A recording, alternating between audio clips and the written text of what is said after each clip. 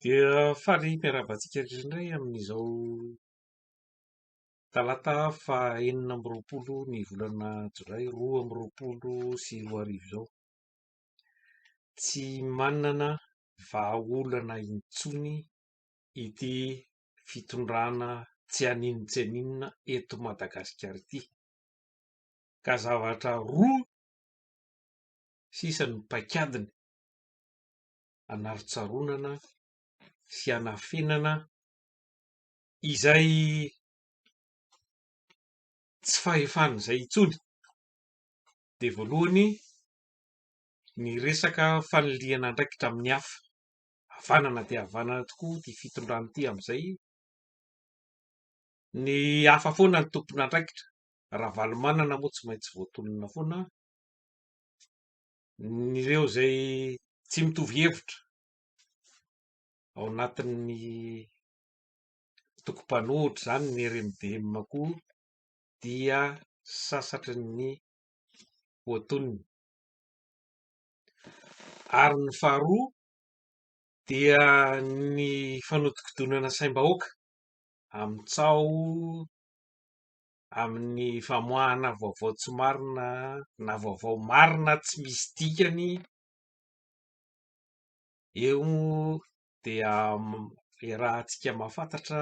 fa tena manan-karama olona, manan-karama misy mihitsy mifandray amin'ny fitondram-panjakana, manan-karama olona manely izany resaka tsy mazava izany,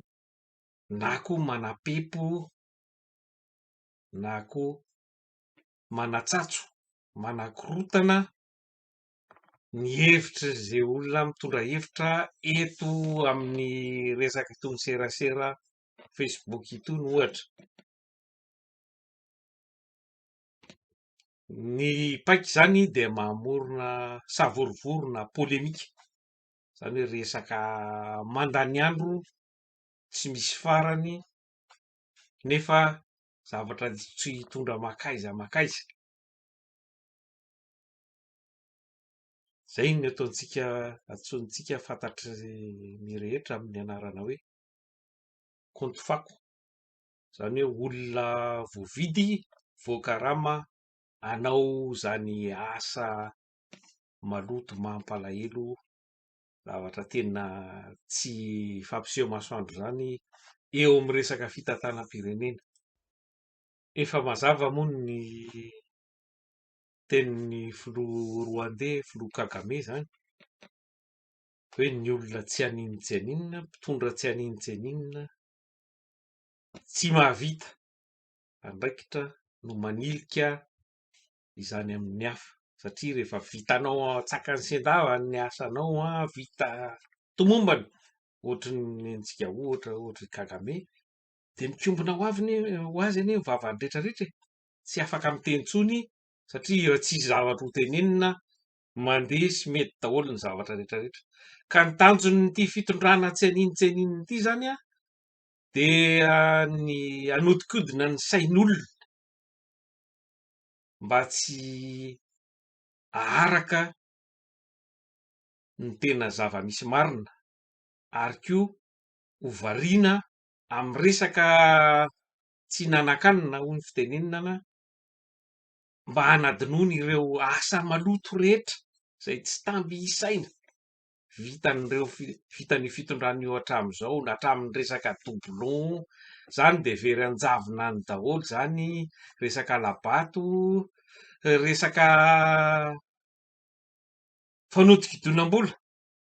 tamin'ny resaka Covid-19, resaka CVO tsy makaiza lazaina fa nandaniana $1 milliard, zany $1 milliard zany tompoko arivo tapitrisa dolara volana zany tsy hita nanjavona. Bombo lafo vidy, écran plat, ranondolana nampisotroana vahoaka tsy naharo ininona, tsy nahatsabo ininona no lazaina fa nahalany vola.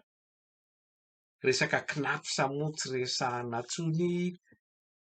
fanodikodinan'ny volan'ireo cotisation an'ireo be antitra, Resaka volamena zay efa firifiry izay nanjavona nivoaka tsokosoko ny firenena tsy tratra raha tsy any amin'ny firenen-kafa manjavona hatramin'ny volamena any anaty kôfra any amin'ireny biraom-panjakana ireny raha hoe any amin'ny ministera any amin'ny ity ndraiky io hoe any amin'ny birao ankroma zany hoe zay le tanjona mba hamerezam-diatsika tsy hanara-maso ireny rehetrarehetra iny ao koa ireo olona tsy manatsiny hidiana any am-ponja toy ny rahalahy zandrikely mendrika zay nanao fihetsika tamin'ny tanana dia efa nogadraina. Zany anisan'ny zavatra afina fenina daholo zany rehetrarehetra zany ary indrindra ny resaka doublon tany amin'ny CENI izay vary mangatsiaka mbola tsy levon'ny vahoaka malagasy ary tena mila ilaina mpamoaka tokony avoaka satria manodidina an'io mihitsy ny tena olana satria ity fitondrana ity dia mbola mitetika ny ameriny indray resaka alabato nataony tamin'ny 2024 tombona fa tsy azo raisina ny fitarainana rehetrarehetra efa tapitra lasany daholo zao azo ny eo-pelantanany ireo andrim-panjakana rehetrarehetra ho hatrany amin'ny sefim-pokotany ka dia efa zay no masaka ao an-dohany ka arirarirany sy ahodikodiny amin'ny fisamborana tsy ahoana avy eo avotsitra fisakanana tsy fanajana demokrasia mba tsy andehanan'ity concertation nationale ity na ny fikaonan-dohan'ny hery velona rehetra eto Madagasikara mba andehanana ahafahana mahazo ary mahatoky fifidianana madio sy marina azo antoka tena amoaka marina ny tena safidim-bahoaka fa tsy ahodikodina amin'ny alabato sy ny lisitra doublon ohatran'ny efa fahita teo aloha ka zay le paika ahodikodina asa vorovoro ampidirina resaka tsy hihinan-kanina mba tsy andehanana any amin'ny tena tokony ho izy any amin'ny zavatra tena mahasoa ary azo antoka fa hampilamina sy hampandroso ny firenena. Paikady tena fanahiniana zany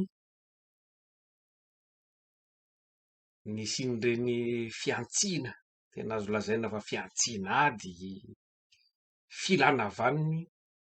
ireny mba hampatoritory antsika mandeha ny andro mandeha ny volana tonga ny 3 dia hanao fifidianana amboletra ampin'ny famoretana miaramila dia irotsaka koa ny CENI sy ny HCC dia vita matavy eto tsika vahoaka malagasy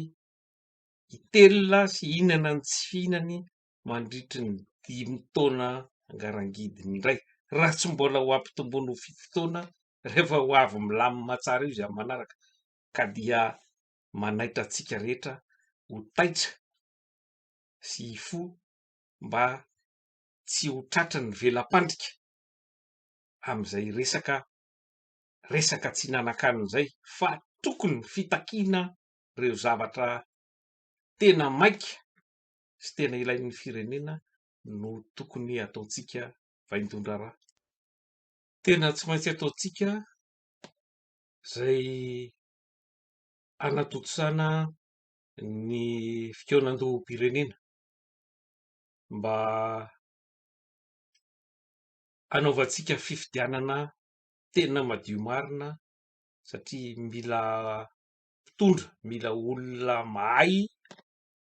tena lanim-bahoaka marina, mila olona marina ary koa olona manaja marina ny zon'olombelona ary mandala ny demokrasia no ilaintsika entina ampivoatra ty firenentsika ity mba ho any amin'ny fandrosoana sy ny fahafahana